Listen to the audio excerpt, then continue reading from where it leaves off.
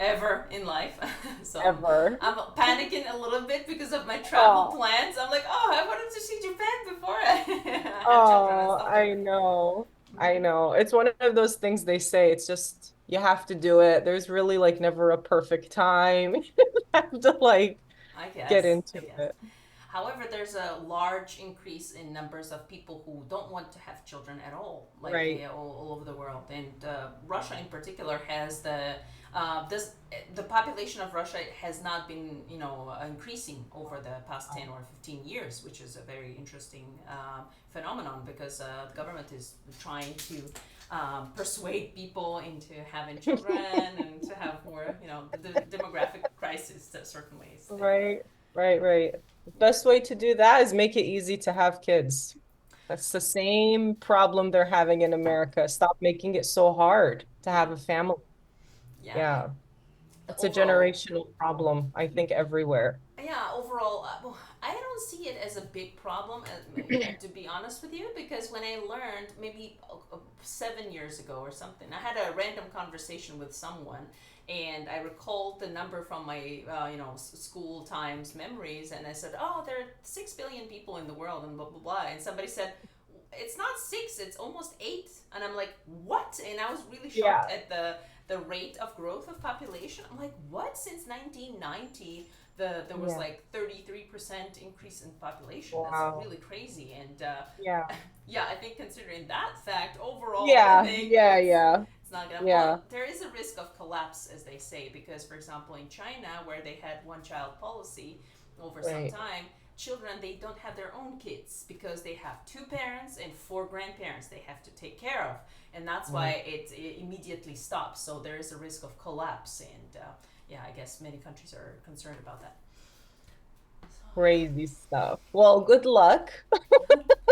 Yeah, I guess we'll And need that luck, especially I in the first know, year, right? I know. And worst case scenario, you just have to go to Japan with a baby. That's fine.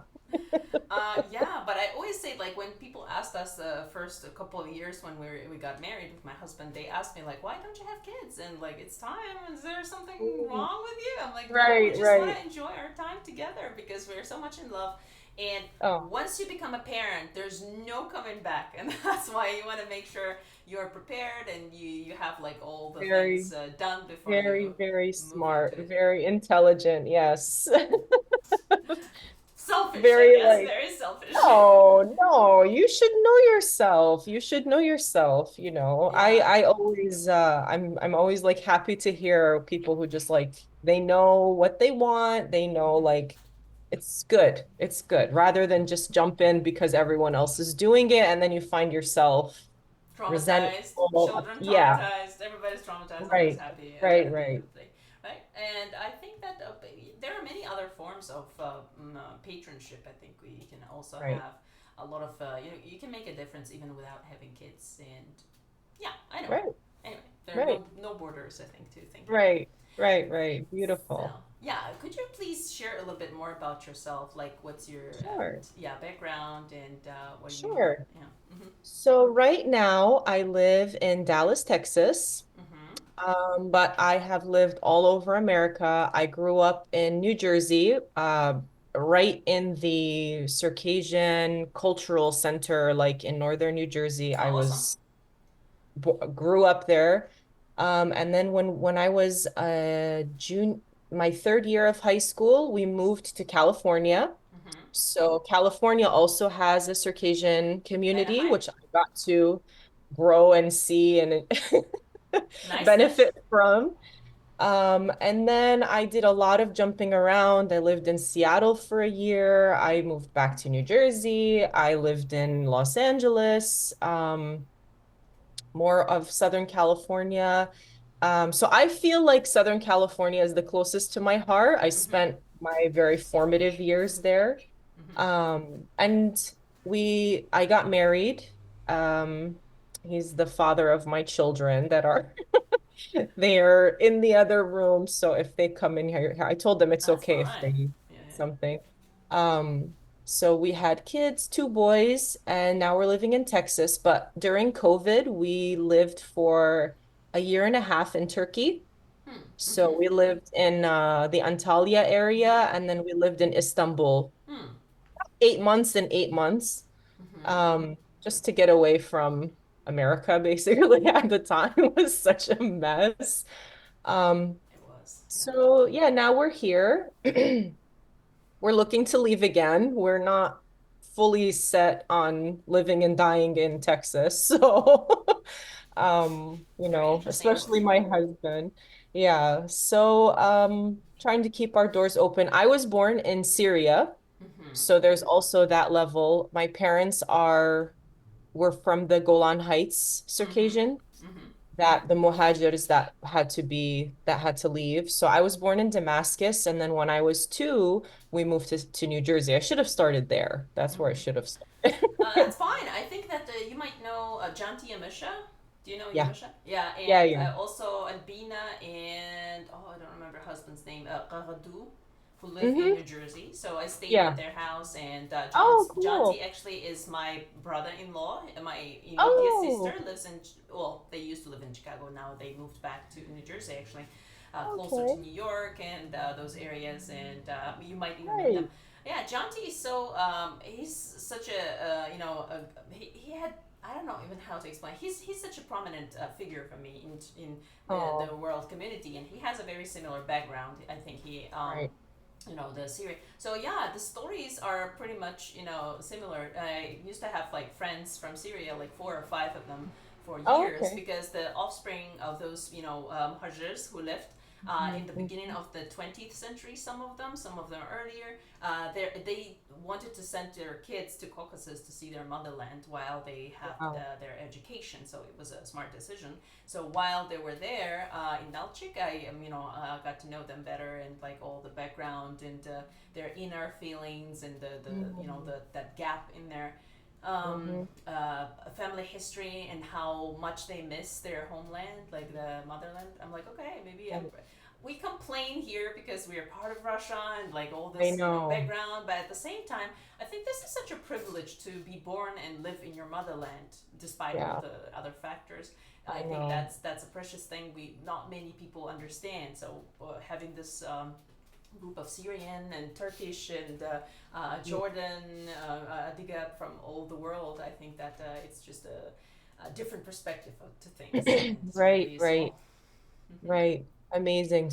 You're absolutely right. I mean, the American, because I can speak pretty strongly about the American experience of being Circassian and, especially generational diaspora, and just trying to just observing everybody and kind of seeing the East Coast and the West Coast, Yeah, like yeah. how does it all work?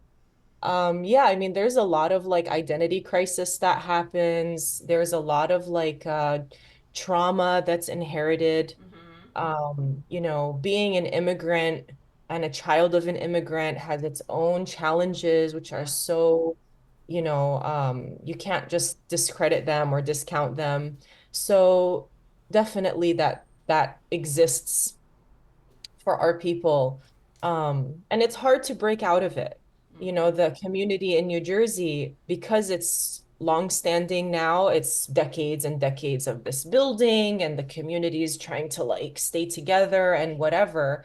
But there are a lot of internal conflicts and politics Sure. of what does it even mean to be Circassian? Do Mm-hmm. you Mm-hmm. qualify to be Circassian?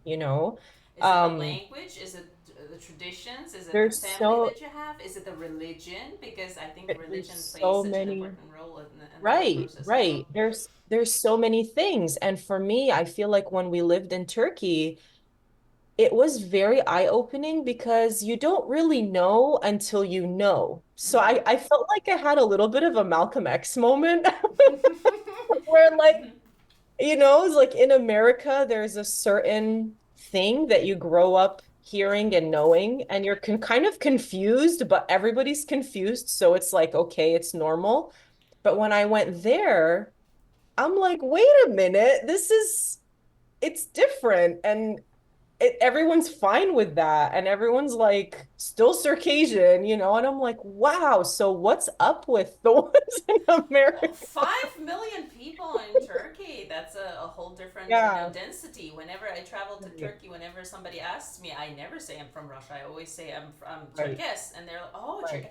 There's a different, Right. expression on their face when you say that. Right. It's, oh, Turkish. They immediately want They to have welcome you. contact with you, right? They always refer to somebody they know or like part of their Right. family or friends of friends, like, oh, they're also Cherkess, and like they try to, Mhm. build bridges with you because the Right. population density is so different there. And like, Right. most of my friends from Turkey were from Kayseri. I think they Oh, they okay. they had like a big community, and they were very well versed and very Right. immersed in their culture because they spoke Kabardian. I was lucky to get those Wow. contacts where they spoke Kabardian. Wow. They could immediately just create jug out of nowhere Wow. because a Wow. guy I knew, Yasin Tashji, I think he's a Turkish last name. Was also very good at playing accordion, and like Mm. anywhere he could just create a That's so party. fun. Yeah, yeah. And I felt like it's such a different experience because you are aware of the fact that you are in an alien culture, while those people who live Mhm. in the motherland, they get relaxed and they don't even notice the difference in their language. For Oh, example, how oh, many Russian words we use in everyday practice, because like basically it feels like you speak Kabardian, but like out of 8 words in your sentence, there are like 3 or 4 words in Russian. Like, I oh, see. yeah, I some things like daje, mobichesquati. So it's like really Yeah. a subtle process that people don't. They're not aware of it, and that's why it's like it Mhm. kind of blurs this vision of who you are, your identity, and like just because you don't notice, you assimilate a little bit more. So I was Right. admired by these people who could preserve their culture, being in Turkish, setting, and still look like. I think they arrived at the time where, before Erdogan, I think, before Turkey got Oh. back into conservative way. So they Hmm. also looked a little bit more brighter and more interesting, and like the Yeah. overall appearance was different. And I thought, wow, I want to be like them, like to Yeah. write and stuff, Yeah. because at that time in Kabardia and Bulgaria, there was a very dark wave, literally I see. dark wave, because all the students and the generation of, like, I'm more of a millennial, I think, generation, Mm. and that Hmm. generation was very silent. Like they didn't want to, because there was a lot of suppression from parents, I guess. There was like I also see. trauma going on in people without even Right. realizing that.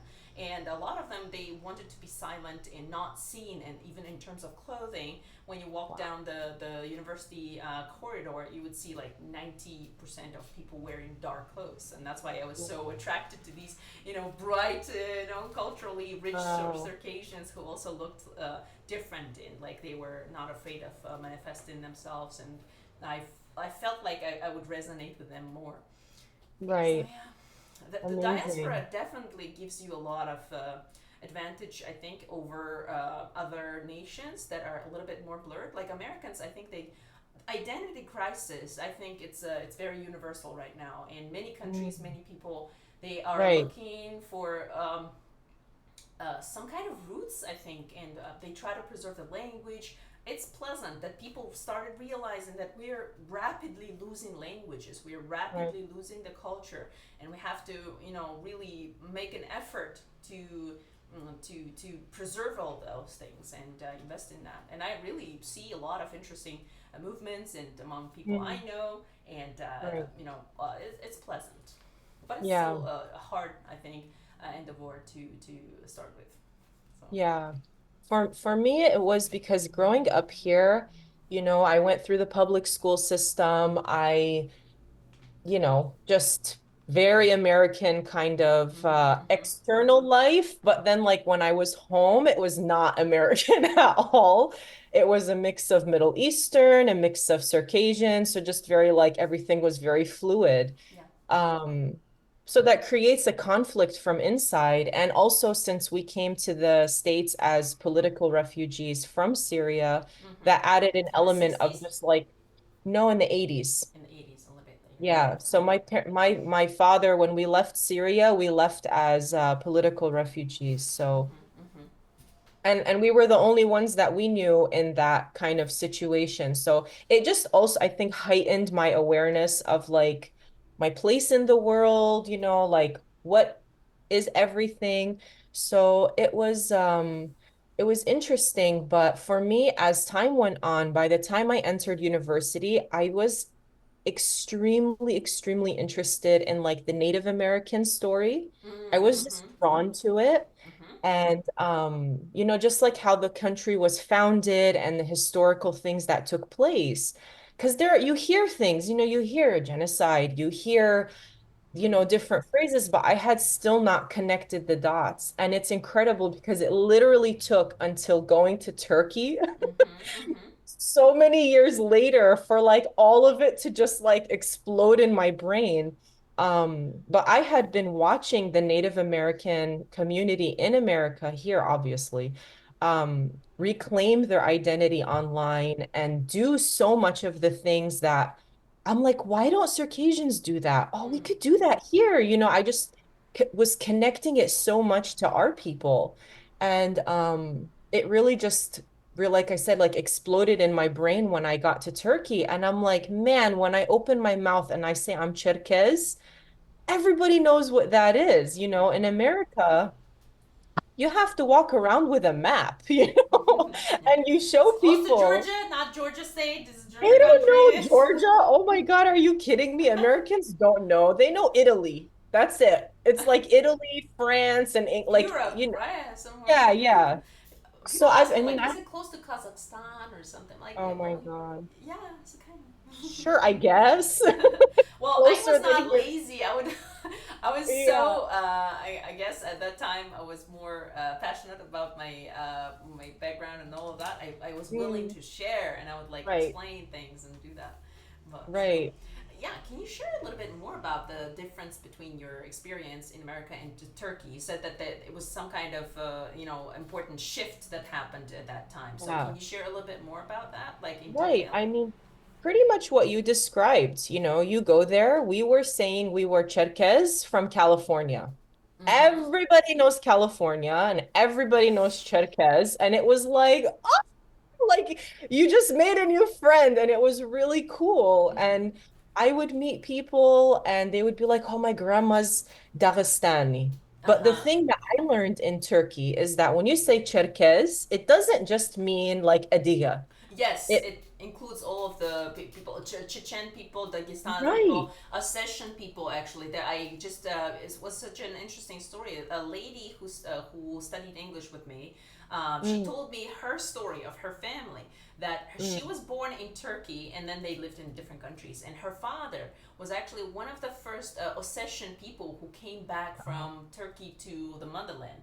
And Oh, because the Ossetians were such a small group that they were mm, constantly mixed up with Cherkess people. And even right. to avoid that, he actually took the last name Kushan, which is Koshha, like they wanted Oh, to okay. denote that in their last name. It was such an interesting, new perspective to things that Mm, other smaller nationalities are actually included into this bigger group of Cherkess people. Just before, right. yeah. So like the Cherkess in America don't know that. They Mm-hmm. don't know that. Like that somewhere else, the word Circassian doesn't mean just Adiga Kabardian people. It Mm-hmm. means the whole basically North Caucasus. Mm-hmm. And then I also saw that they have cultural centers that are very like Kafka's, like any Caucasian people. Then they have the Chechen by itself, and there's so many organizations. And I'm like, well, in America, we literally have one. Mm-hmm. On the whole continent, there's one, Mm-hmm. you Anaheim doesn't know? have any community center, right? I know that there's a smaller community in Anaheim, close to Mm, LA, but I mhm. didn't know that they have like maybe They specific tried. community center. They tried, but it was unfortunately there was the person who was this is just like legend stuff.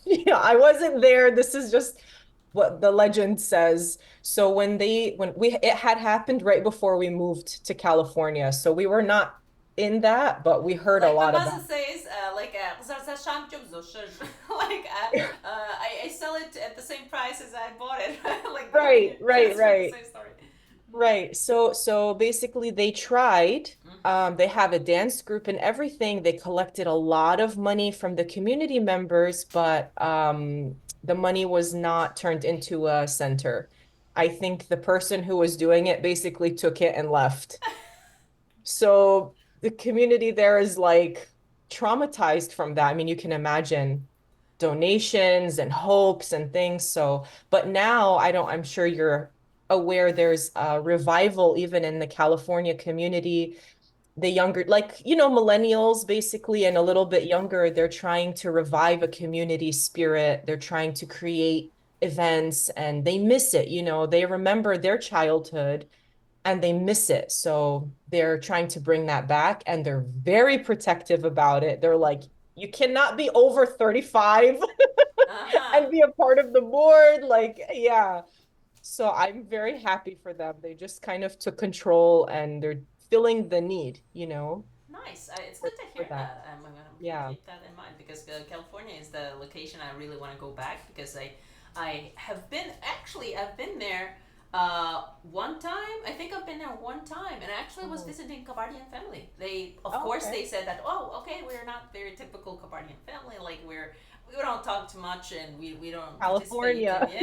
they're like more a little bit more naturalized I guess and more Mm, dissolved. They also have a similar background I think from Syrian background if I'm not mm. mistaken, and they also had a lady like an older elderly lady helping them from Lebanon, so like Oh. they were very more of a like I guess they were more naturalized I guess, but they Mm, had a wonderful garden and just as people they were so pleasant and just the principles of being um, hospitable and like mm. open and the connection with the locals, it was it was such a wonderful experience.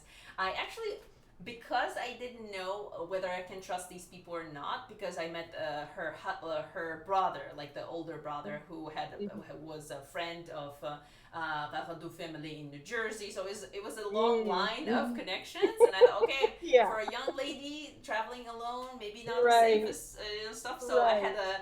a different plan, also like a backup plan, and they said, no, Oh, we're not going to let you go to this random person like or a random place. You have to stay right. here. Like I loved Yeah. how protective and pleasant they were. So it was a wonderful experience.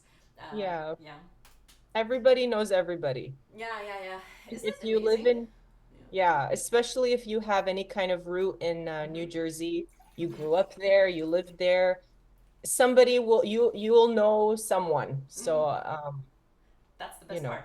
But I yeah. think for some people it's the worst part because Yeah. it has its own drawbacks as well. I think it's really similar to what's going on in Caucasus as well. People look at each Really? other, they scan the way you look, and like it's Oh, good and bad at the same time. This tight connection and mm, more.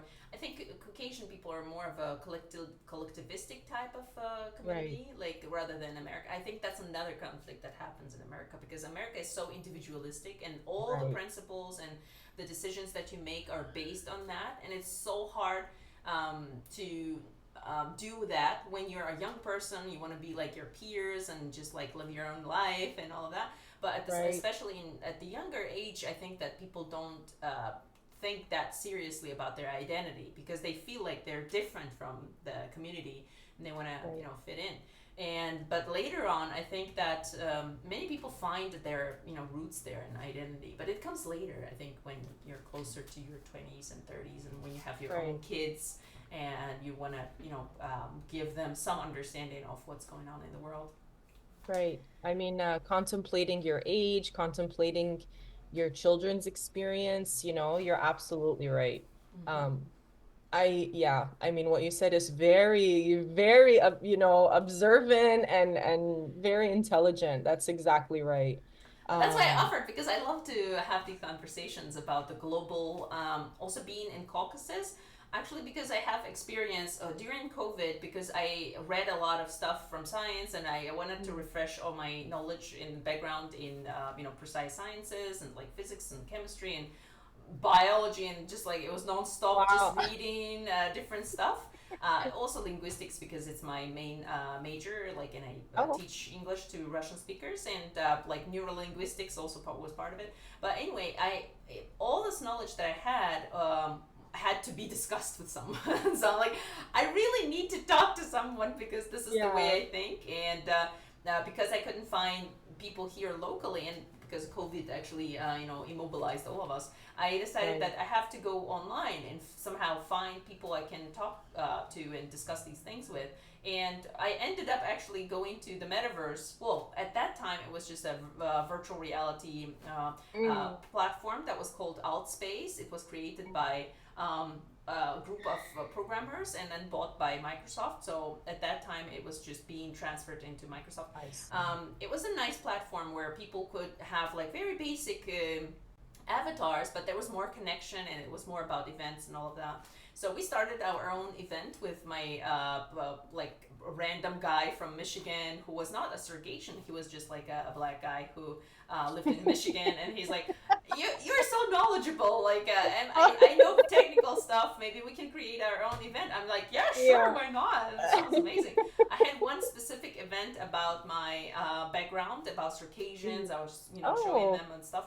But overall, it was more of a philosophical talk show. So, like, a theory of okay. everything was all about, gathering in a room and talking about stuff. So we had a That's little cool. globe in our events, so that way people could see the geography, because it's so important. I always say that this is an interesting fact that when you learn geography and when you get your education in your country, you constantly see these maps in geography classes, right? And your country is in the middle of the map, and everybody else is Always. just around it. I understand where we are coming from because it's just a fresh page of our history where we all try to create our country's identity. But globally, as a community, it's just such a separating factor that, like, this thinking that you're in the middle of the planet and everybody's just at the outskirts. And I loved how seeing the globe made you think in a different way, because there are no borders, no colorings, nothing. It's just a planet and it's revolving all the time. And you could see people joining the room.